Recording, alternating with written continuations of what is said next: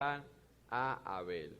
Lo primero que tenemos que decir acerca de Abel es que él sí tenía fe. ¿Y por qué decimos esto? Porque en el libro de Hebreos, en el capítulo 11, Hebreos 11, nos dice, Hebreos 11:4, por la fe, Abel ofreció a Dios más excelente sacrificio que Caín, por lo cual alcanzó testimonio de que era justo, dando Dios testimonio de sus ofrendas, y muerto aún habla por ellas. La misma palabra nos da testimonio de que Abel era un hombre de fe, pero no solamente lo dice, sino que también lo muestra, porque en Santiago capítulo 2, vamos allá, Santiago capítulo 2, versículo del 14 al 18,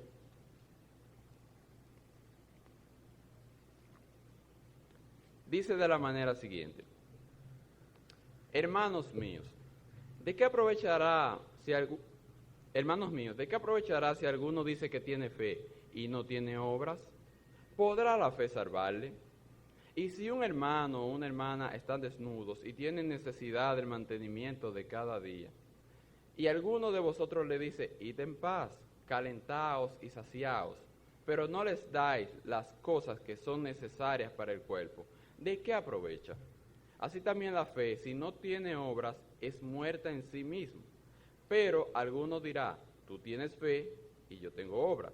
Muéstrame tu fe sin tus obras y yo te mostraré mi fe por mis obras. Y cuando consideramos lo que la palabra nos dice acerca de Abel, tenemos que tomar en cuenta lo siguiente. Volvemos a Génesis capítulo 4. Un detalle muy importante. Miren, lo que la Biblia habla acerca de Abel va desde el capítulo 4 de Génesis, versículo 2, al versículo 8. En el versículo 2 nos habla del nacimiento de Abel.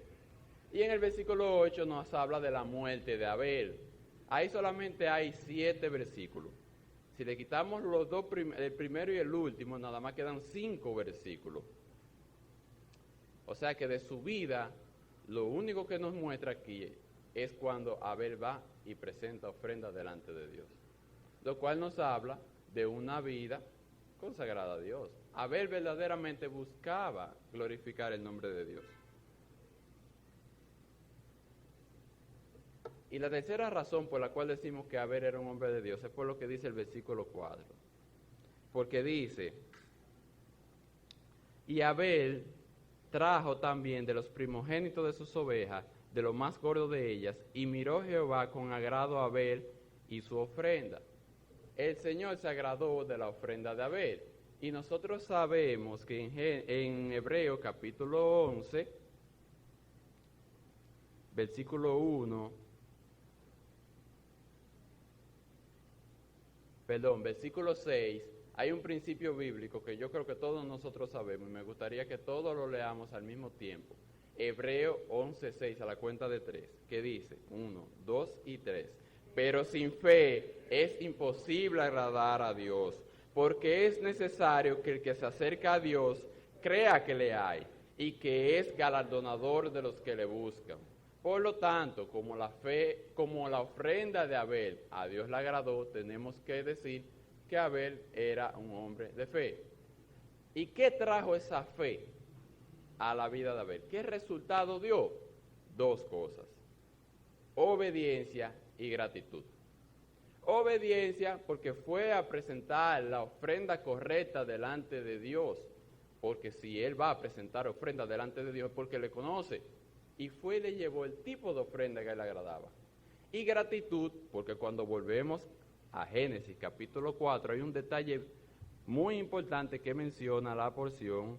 Dice, y Abel trajo también de los primogénitos de sus ovejas, de lo más gordo de ellas. O sea, a la hora de él elegir el tipo de ofrenda que él le iba a llevar, él sacó lo mejor. Porque el cristiano que tiene fe, el creyente que tiene fe, eso genera gratitud y genera obediencia en él. La fe verdadera produce esos resultados en el creyente. Y es para nuestro bien. es para ayudarnos a nosotros. Porque, por ejemplo, con relación a la obediencia, la palabra nos enseña muchas cosas que son bien alentadoras, como en el Salmo 46:10 dice, un versículo que me agrada mucho a mí, Salmo 46:10,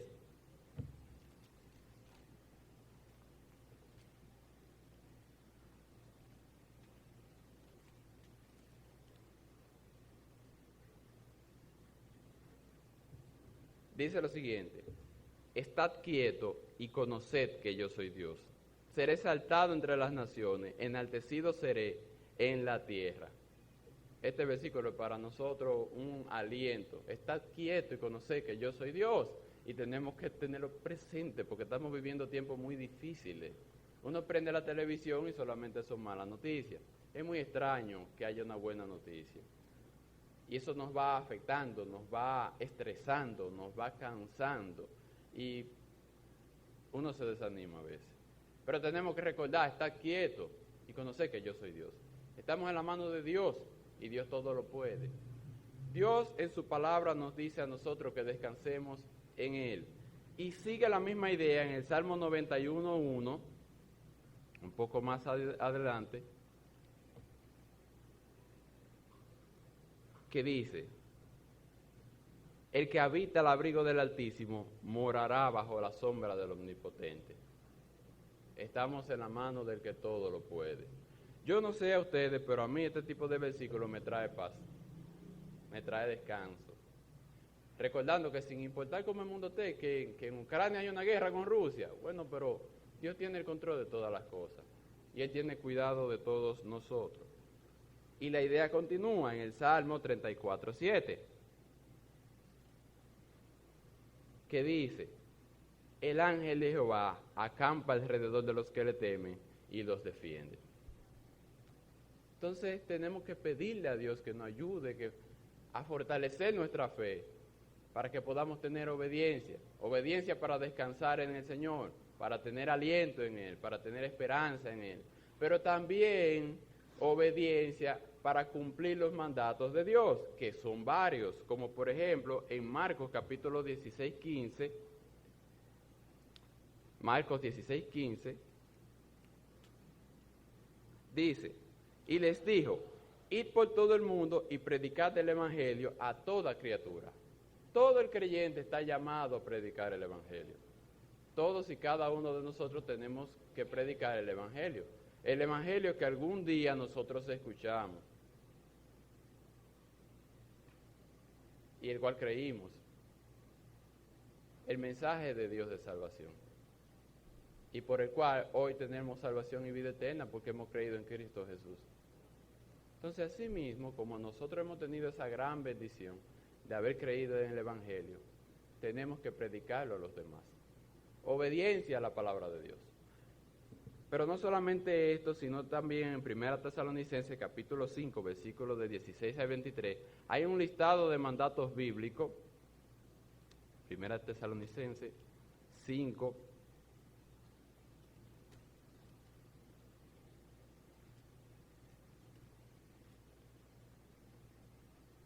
del 16 al 23 dice: estad siempre gozoso. Hermano, está siempre gozoso. El Señor lo dice. Estad siempre gozoso.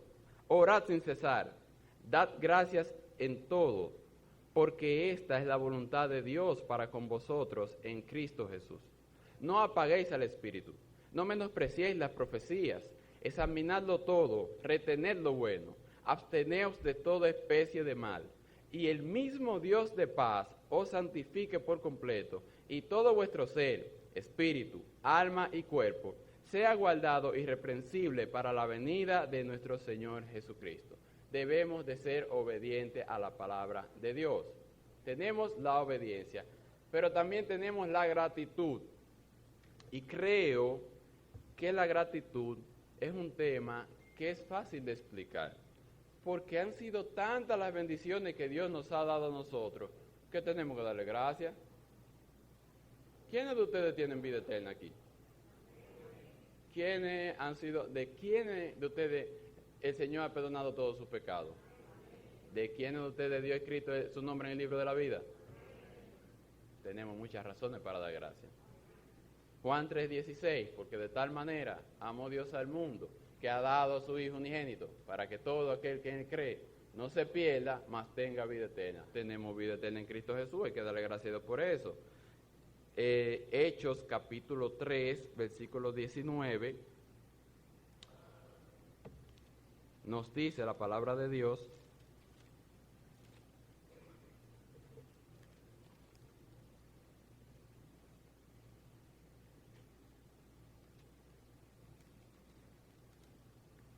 así que arrepentidos y convertidos para que sean borrados vuestros pecados, para que venga de la presencia del Señor tiempos de refrigerio. Si comenzamos a listar las diferentes razones por las cuales darle gracias a Dios, no terminamos hoy. Pero lo importante es siempre recordar que debemos de tener para con Dios gratitud. Debemos de tener fe. Y la fe produce obediencia y produce gratitud. Eso es lo que nos enseña el ejemplo de Abel. Por el otro lado tenemos a su hermano Caín, del cual podemos decir que no tenía fe. ¿Por qué? Porque lo dice en Primera de Juan, capítulo 3, versículos 11 y 12. Primera de Juan,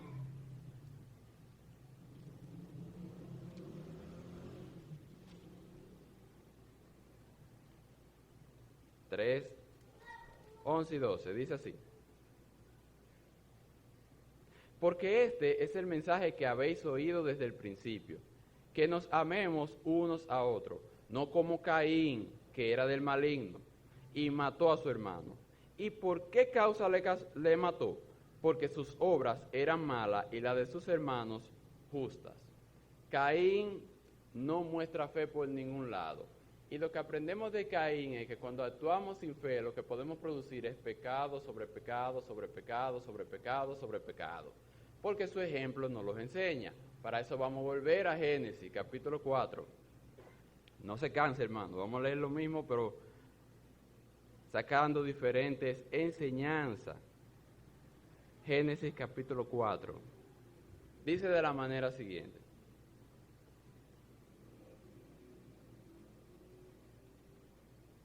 empezamos en el versículo 3. Y aconteció andando el tiempo que Caín trajo del fruto de la tierra una ofrenda a Jehová. Aquí hay dos cosas que caben resaltar. Número uno, Caín trajo otro tipo de ofrenda diferente, que no era el adecuado. Ese es uno. Pero también está el hecho de que no se resalta que Caín buscara lo mejor, lo cual habla de la intención de su corazón. Pero continuamos.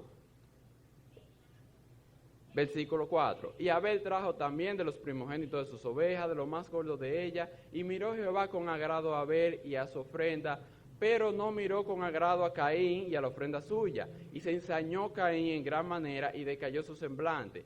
Entonces Jehová dijo a Caín: ¿por qué te has ensañado y por qué ha decaído tu semblante? Si bien hicieres, no serás enaltecido. Eso es importante subrayarlo. El Señor le está haciendo un señalamiento a Caín. Si bien hicieres, no serás enaltecido. Él está diciendo: mira, esta ofrenda que tú estás trayendo, esta acción que tú estás haciendo, no me está agradando. Pero tú no tienes cerrado el camino. No es que ahora tú estás desechado y vete de aquí porque tu ofrenda no me agradó y ya yo no quiero saber de ti. No, no, no, no, no. Si tú corriges lo que tú hiciste mal y vienes de nuevo delante de mí, de la manera correcta, pues yo voy a verla bien tu ofrenda. Y él tenía muchas maneras de saber cuál era el problema. Conocía a Dios, o sea, no era creyente, pero conocía a Dios. Conocía a sus padres, que conocían a Dios también, y tenía un ejemplo frente a él, que era el de su hermano. Y Dios le está haciendo este señalamiento: Caín, esto no está bien, pero arréglalo. Y si tú lo arreglas, todo se va a solucionar. Versículo 7. Si bien hicieres, no serás enaltecido, y si no hicieres bien, el pecado está a la puerta. Con todo esto, a ti será su deseo, y tú te enseñorearás de él. Pero Caín no le hizo caso a Dios. Entonces, el primer pecado que quiero señalar aquí es la desobediencia. desobedece a Dios. Versículo 8. Y dijo Caín a su hermano Abel: salgamos al campo. Y aconteció que estándose ellos en el campo, Caín se levantó contra su hermano Abel y lo mató. Aquí quiero señalar 3 pecados. Premeditación. No se puede decir que fue un arranque de ira, porque él se lo llevó a otra parte. Él lo pensó. Y de ahí sale otro pecado, la envidia, porque su hermano sí había hecho lo correcto. Y después viene el asesinato de un hermano que se levanta contra su misma sangre. Totalmente lamentable. Pero la cosa continúa, versículo 9. Y Jehová dijo a Caín: ¿dónde está Abel tu hermano? Miren, es importante saber lo siguiente: Dios es omnisciente, Él sabe todas las cosas. Entonces, cuando Dios pregunta, Él no le está preguntando para saber, Él está preguntando para traer el tema, ¿verdad? Y darle la oportunidad de que Caín confiese su pecado. Pero ¿qué responde Caín? No sé. Ahí viene la mentira. Pero no obstante a eso, dice: ¿soy yo acaso guarda de mi hermano? La prepotencia.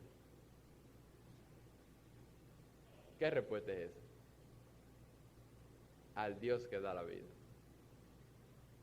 ¿Qué actitud es esa? Versículo 10. Y él le dijo: ¿qué has hecho? La voz de la sangre de tu hermano clama a mí desde la tierra. Ahora pues, maldito seas tú de la tierra, que abrió su boca para recibir de tu mano la sangre de tu hermano. Cuando labres la tierra, no te volverás a dar su fuerza.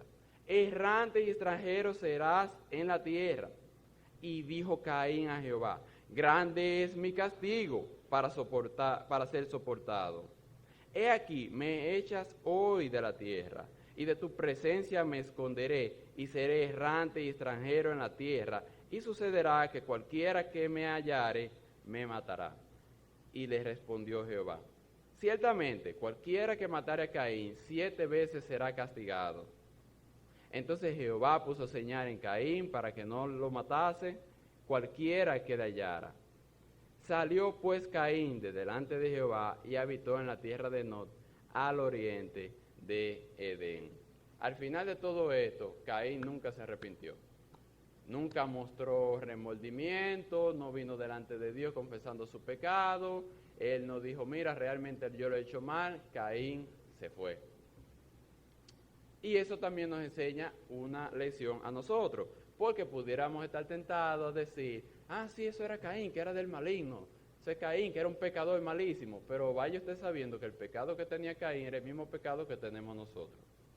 Porque dice en Romanos capítulo 5, versículo 12: por tanto, como el pecado entró en el mundo por un hombre, y por el pecado la muerte, así la muerte pasó a todos los hombres, por cuanto todos pecaron.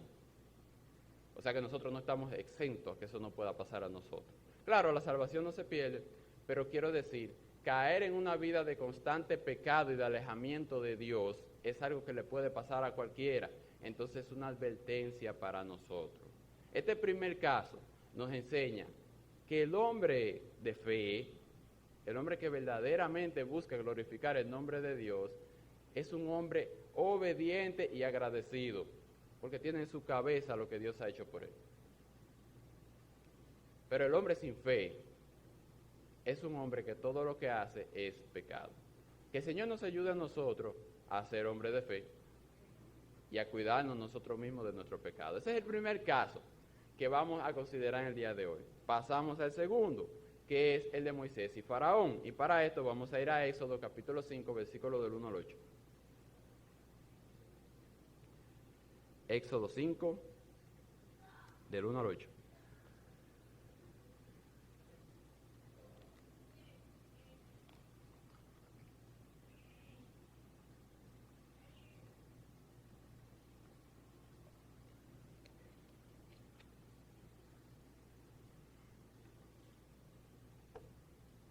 Dice así la palabra de Dios.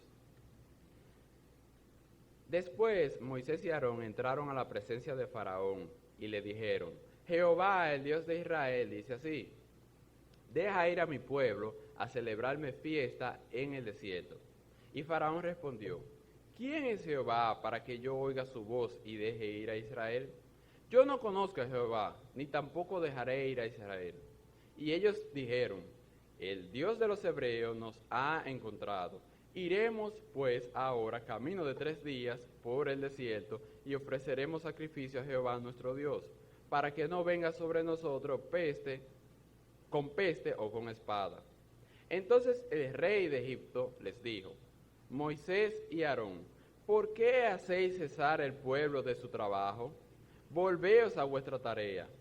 Dijo también Faraón: he aquí el pueblo de la tierra es ahora mucho, y vosotros le hacéis cesar de sus tareas. Y mandó Faraón aquel mismo día a los cuadrilleros del pueblo que lo tenían a su cargo, y a sus capataces, diciendo: de aquí en adelante no daréis paja al pueblo para hacer ladrillo, como hasta ahora.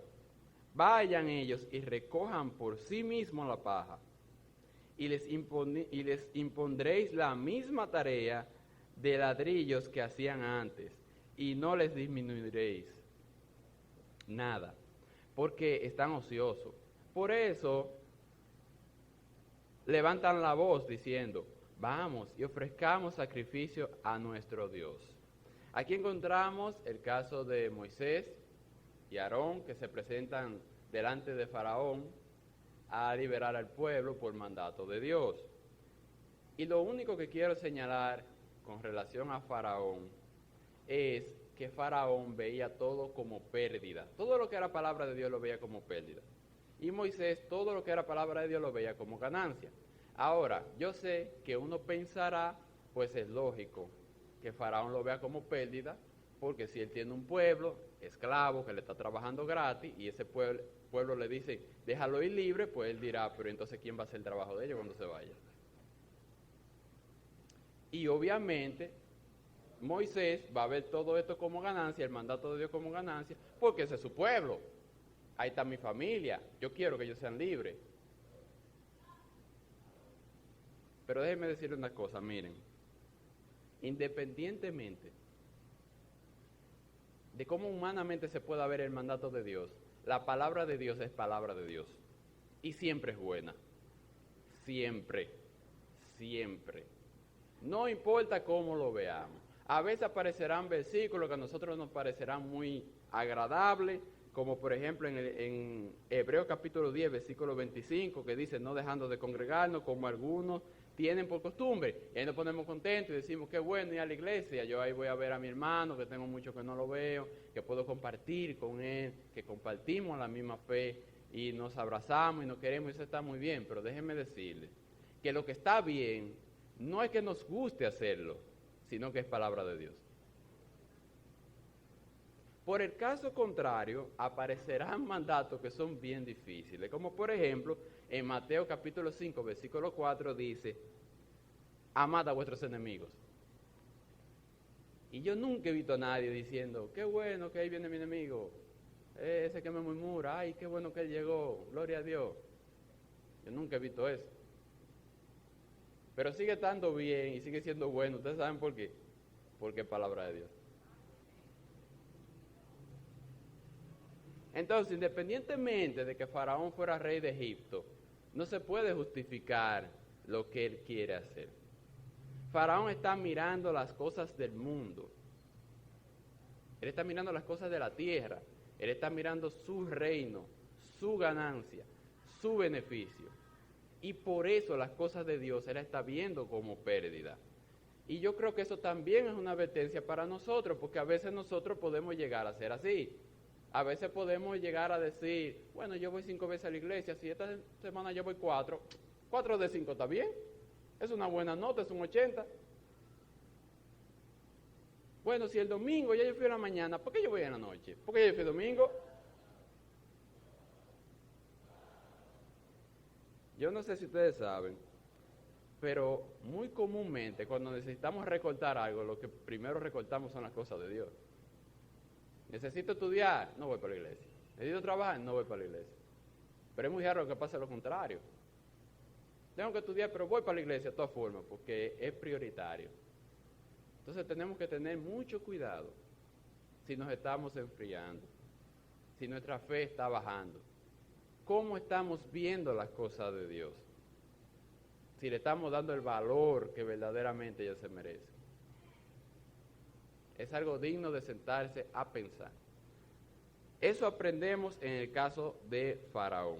Ahora, en el caso de Moisés, quiero hacer un señalamiento. Uno pensaría, claro, Moisés quería que su pueblo fuera liberado y verdaderamente él fue porque él amaba a su pueblo, y es verdad que él amaba a su pueblo, pero hay un detallito muy importante que aparece en el capítulo 3, una hojita para atrás.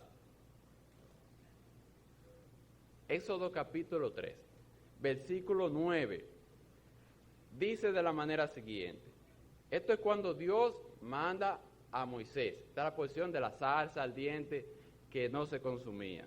Versículo 9 dice, el clamor pues de los hijos de Israel ha venido delante de mí. Y también he visto la opresión con que los egipcios los oprimen, entonces al pueblo de Israel. Ven, por tanto, ahora, y te enviaré a Faraón para que saques de Egipto a mi pueblo, los hijos de Israel. Versículo 11. Entonces Moisés respondió a Dios, ¿quién soy yo para que vaya a Faraón y saque de Egipto a los hijos de Israel? En el momento en que Dios manda a Moisés delante de Faraón, Moisés no quería ir. Y vemos que Moisés comienza a poner excusa para no ir. Versículo 13, vuelve y dice, dijo Moisés a Dios, he aquí que llego yo a los hijos de Israel, les digo, el Dios de vuestro Padre me ha enviado a vosotros. Si ellos me preguntaren, ¿cuál es su nombre? ¿Qué les responderé? Esto es Moisés preguntándole a Dios, dilatando la cosa para no ir. Capítulo 4, versículo 1. Moisés hablando con Jehová. Entonces Moisés respondió diciendo, he aquí que ellos no me creerán, ni oirán mi voz, porque dirán, no te ha aparecido Jehová. Capítulo 4, versículo 10. Moisés hablando con Jehová. Entonces dijo Moisés a Jehová, ay Señor, nunca he sido hombre de fácil palabra, ni antes ni después que tú hablas a tu siervo, porque soy tardo en el habla y torpe de lengua. Moisés poniendo excusa para no ir. Versículo 13, un poco más abajo. Y él dijo, Moisés hablando con Jehová, y él dijo, ay Señor, envíate ruego por medio del que debes enviar.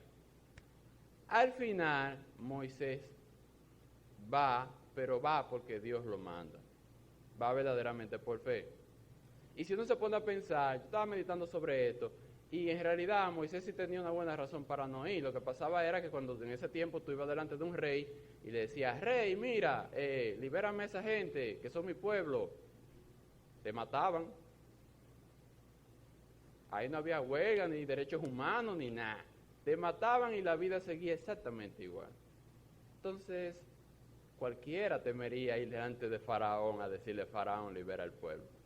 Pero al final Moisés va y va porque Dios lo manda, porque cree en Dios. Y por eso en el capítulo 5 vemos, versículo 1, que Moisés cuando se presenta delante de Faraón dice, después Moisés y Aarón entraron a la presencia de Faraón y dijeron, Jehová, el Dios de Israel dice así, deja ir a mi pueblo a celebrarme fiesta en el desierto. Él no va y dice, mira, yo soy patriota, yo quiero a mi pueblo libre, yo soy Moisés. No, Jehová. Jehová. Y déjenme decirle una cosa, mira, desde el capítulo 5 hasta el 12, Moisés se presentó delante de Faraón más de 17 veces. Y cada vez que se presentó delante de Faraón, siempre dijo lo que Dios le mandaba decir. Siempre fue en obediencia. Siempre fue como vocero de Dios. Siempre se presentó delante de Faraón por fe. Esa era la razón por la cual Moisés iba.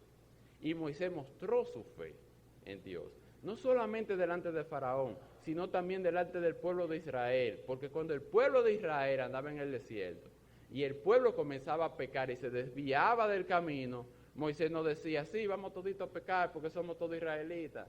No, él se quedaba de parte de Dios y reprendía al pueblo. Hay un ejemplo muy bueno de esto que se encuentra en Números, capítulo 16, versículos del 41 al 49. Números 16.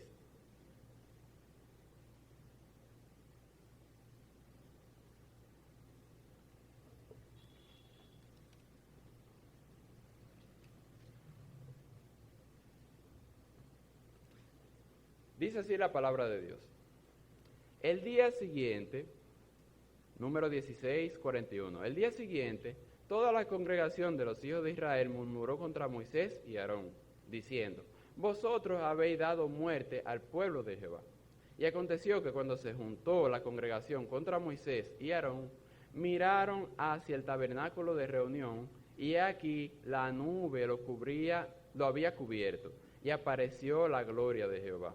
Y vinieron Moisés y Aarón delante del tabernáculo de reunión. Y Jehová habló a Moisés diciendo, apartaos de en medio de esta congregación, y los consumiré en un momento. Y ellos se postraron sobre su rostro. Y dijo Moisés a Aarón, toma el incensario y pon en el fuego del altar, y sobre él pon incienso, y ve pronto a la congregación, y hace expiación por ellos. Furor ha salido de la presencia de Jehová, la mortandad ha comenzado. Entonces tomó Aarón el incensario, como Moisés dijo, y corrió en medio de la congregación. Y he aquí que la mortandad había comenzado en el pueblo. Y él puso incienso e hizo expiación por el pueblo. Y se puso entre los muertos y los vivos, y cesó la mortandad. Y los que murieron en aquella mortandad fueron 14,700, sin los muertos por la rebelión de Coré. Después volvió Aarón a Moisés a la puerta del tabernáculo de reunión, cuando la mortandad había cesado.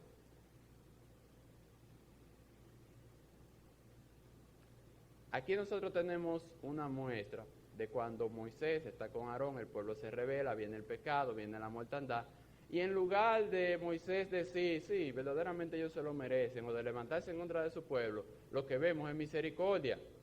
Aarón, toma el incienso, ponte en el medio para que se detenga la mortandad, y así fue. Pero yo quiero decirle una cosa, miren, cuando ustedes vean un hombre de fe, un hombre de Dios, cuando ustedes vean la mansedumbre de Moisés, cuando ustedes vean la misericordia, cuando ustedes vean cualquiera de esas cualidades, sepan que esto no se trata de Moisés, ni se trata de Faraón, ni se trata de Aarón, se trata de Dios. Se trata de lo que Dios puede hacer con un hombre que viene arrodillado delante de sus pies, dispuesto a servirle. Esas grandes cosas que hicieron cuando David vencía en su batalla, cuando Moisés llevaba el pueblo por el desierto, todo eso no se trata de que David era grande ni de que Moisés era grande, es de que Dios es grande. Y esas cosas que ellos podían hacer, Dios las puede hacer con cada uno de nosotros. De esto es de lo que se trata. Y cuando un hombre se entrega delante de Dios, Dios hace grandes cosas.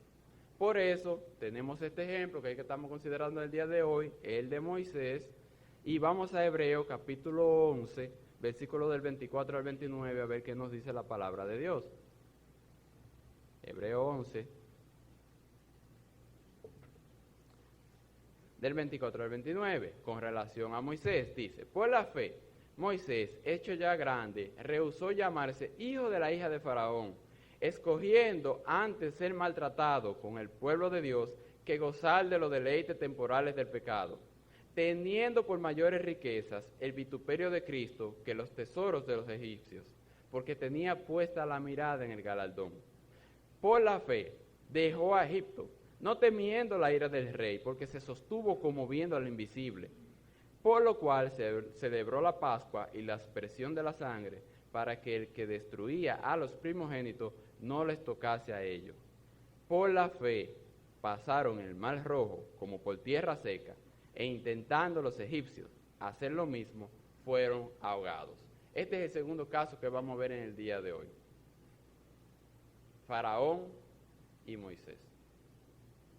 Al final, ¿qué enseñanza le sacamos a esto? Bueno, cuando vemos los hombres de fe, nos damos cuenta que son obedientes, tienen gratitud y que valoran la palabra de Dios por encima de todas las cosas. Ni siquiera el peligro los detiene de llevar a cabo el mandato de Dios.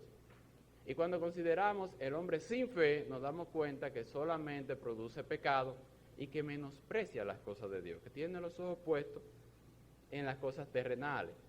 Ahora, ahí está la enseñanza, pero no se queda ahí, también está el mandato. Porque en Hebreos 12, versículo del 1 al 2, me gustaría que lo leyéramos todo. Hebreos 12, del 1 al 2, dice de la manera siguiente, 1, 2 y 3. Por tanto, nosotros también, teniendo en derredor nuestro tan grande nube de testigos, despojémonos de todo peso y del pecado que nos asedia, y corramos con paciencia la carrera que tenemos por delante, puestos los ojos en Jesús, el autor y consumador de la fe, el cual, por el gozo puesto delante de él, sufrió la cruz, menospreciando el oprobio, y se sentó a la diestra del trono de Dios. Nosotros también debemos de ser hombres de fe, hombres y mujeres de fe, que sirvan a Dios sin ningún tipo de límite, con toda entrega y sujeción. Que el Señor nos ayude a poder llevar a cabo todo esto. Vamos a orar. Oremos. Amantísimo Padre que moras en las alturas, venimos delante de tu presencia para darte gracias. Gracias, Padre, por este tiempo que tú nos has dado a la luz de tu palabra. Gracias por estos ejemplos, estas enseñanzas, Padre. Te queremos pedir que tú nos ayudes a ser hombres y mujeres de fe, fieles a ti, que glorifiquemos tu nombre y que seamos obedientes en todo momento. Te queremos pedir que tú nos ayudes a poner esto en práctica, a ser útil dentro de tu obra y a vivir vidas santas que glorifiquen tu nombre, vidas que a ti te agraden, Padre. Ayúdanos a cada día a ser más como Cristo. Y Padre, te queremos pedir que sobre todo siempre se haga tu gloriosa y santa voluntad, porque tú eres Dios y tú conoces todas las cosas y sabes mejor que nosotros lo que conviene. Todo esto te lo pedimos y te damos la gracia en nombre de Cristo Jesús. Amén. Que el Señor les bendiga.